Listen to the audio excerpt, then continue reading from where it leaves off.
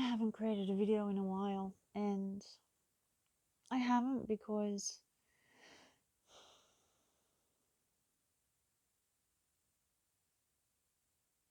I'm trying to find the words. I don't know what to say. And I don't know what to say because I'm trying to think, what do people want to hear that makes me worthwhile being heard? And having that voice in my head going, but what do people want to hear? And then I have another part going, I have no idea. I don't know what people want to hear. And then this other part that goes, well, they probably don't want to hear from you. I'd say, wow, thanks for the pep talk. And then I go back to all the people that, I always yawn when I do these videos. I go back to all of these marketers that I've followed over the years, and they all pretty much say the same thing. Find your market, work out who your market is, find out what they want, what their needs are, and sell to them. And that stuck in my head of, well, I don't know. I don't know who my market is. I don't know what they need. I don't want to go through the arduous task of setting up surveys and setting up some random website and getting people to fill out surveys about themselves. I look at that and I think it's so imposing on people, especially if they're people that you don't have any form of relationship with. Why would they give you their information? And then I have this other voice that comes in and says, people are going to give you their information because there are going to be people out in the world that will give you their information for free. And then I have this other part that goes, yeah, but that's just imposing myself onto them. So then I watch someone like Gary Vee, and he shares things so differently. His perspective isn't find your audience, find out what they want, and then sell that to them. His perspective is figure out what you love and create a business around it, which is completely different to find a market, find your market, find your niche, find out what they want and sell that to them. You've kind of, in that theory, you've got to have an idea of what you want to do. Let's say I want to do internet marketing. Then I've got to go and find my niche. Well, what kind of internet marketing do I want to do? Do I want to specifically do Facebook? Do I want to specifically do Instagram or Pinterest or any of those different sorts of things?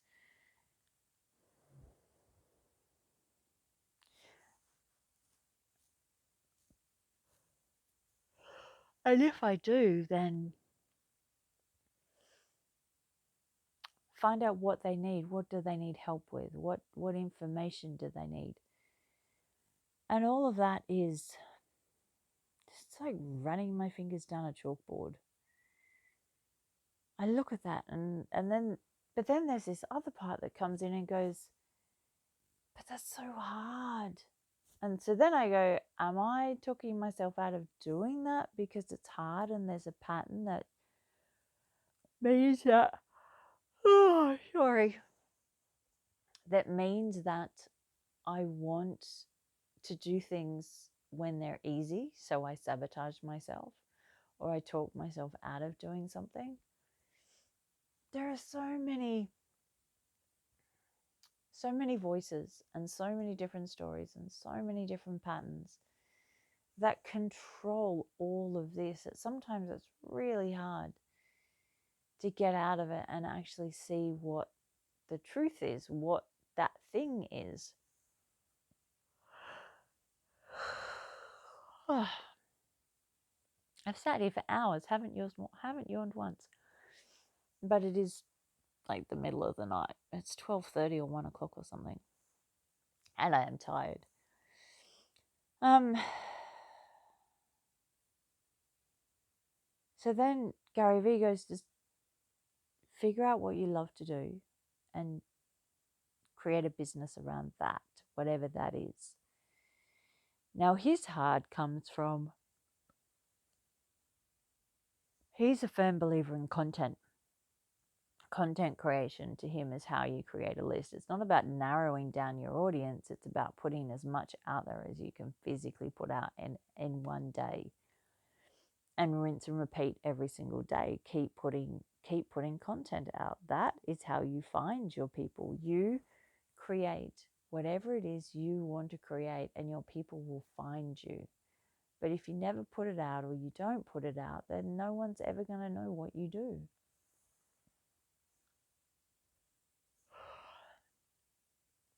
And all of this came up randomly because I was watching a video of Drew Barrymore and Selma Blair having a conversation.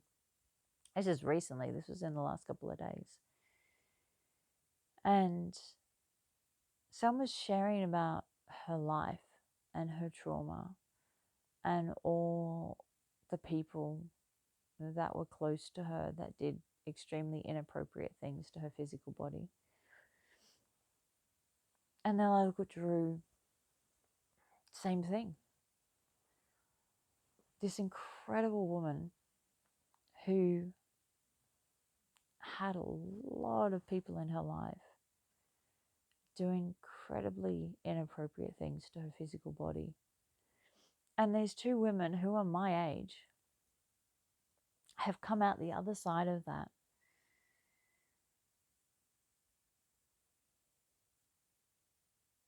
In really empowered positions for themselves. And I look at them, and I look at Selma, and I look at all the trauma and the struggle she's been through, and I look at the MS that she had, and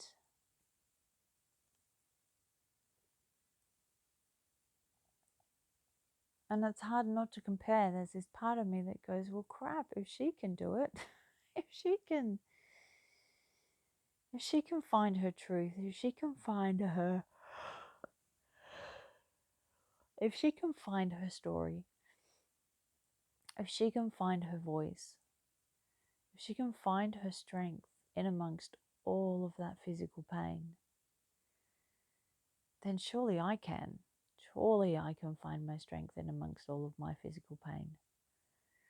And while it was nothing like what they dealt with, I've, as far as I know, unless I have repressed it as a memory, which I know does happen to people,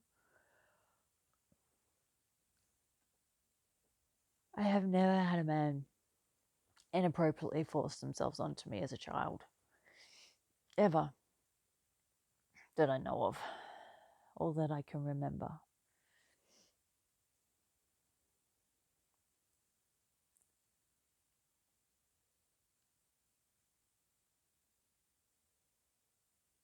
And I watch these different things, and I think, wow, if they can do it, why can't I?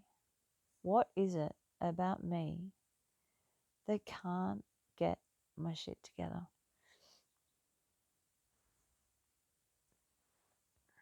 What is it about me that can't figure out what to do to make money?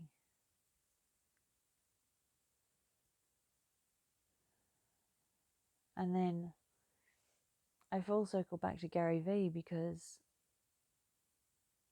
he shares, if you've got nothing to share, if you have no ideas and you have no business and you don't know what you want and you've got nothing, then share the journey to figuring it out. And I think that's what I used to do. I used to, and I can't remember if I shared this in another video, but I used to share the journey while I was figuring things out, and I got crucified by people. And this was a long time ago. This was 12, 13 years ago. So this was before all of this authentic rah, rah, rah stuff that's on the internet. This was back when people were sharing what they ate for breakfast, lunch, and dinner on Facebook, and that was authenticity.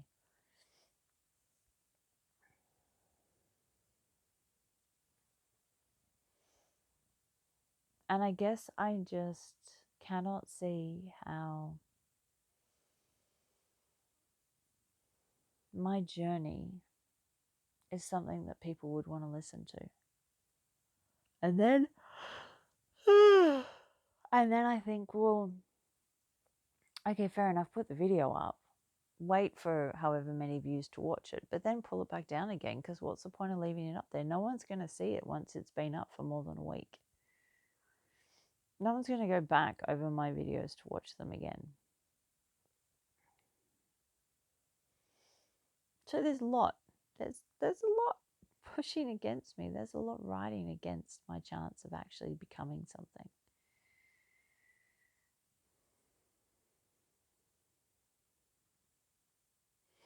And then I try to figure out, well, if I'm going to do something, how will I do it? And why would I do it? Why would I sacrifice taking time away from gardening or cleaning or chatting on the phone or watching a video or watching a movie or generally just being on my computer? Why would I give all of that up? For what?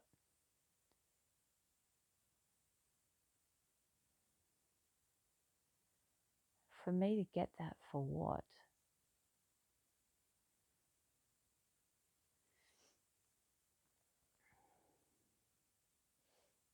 It has to be way bigger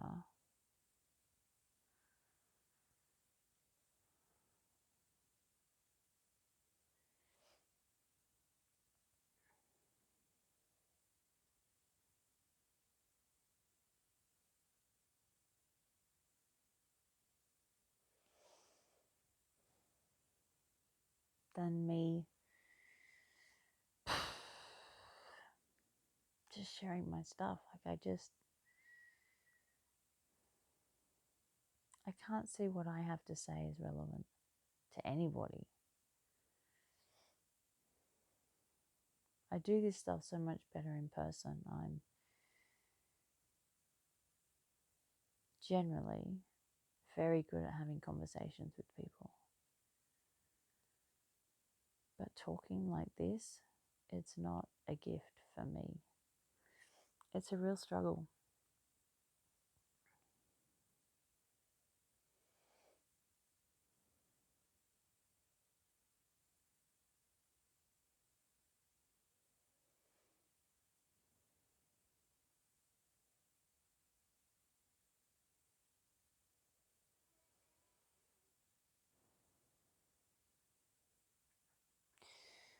Anyway, I'm getting tired. I'm starting to fall asleep.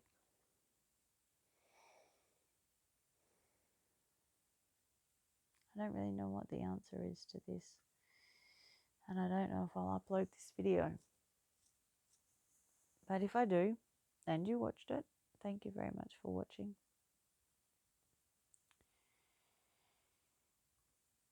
I hope you got something out of it.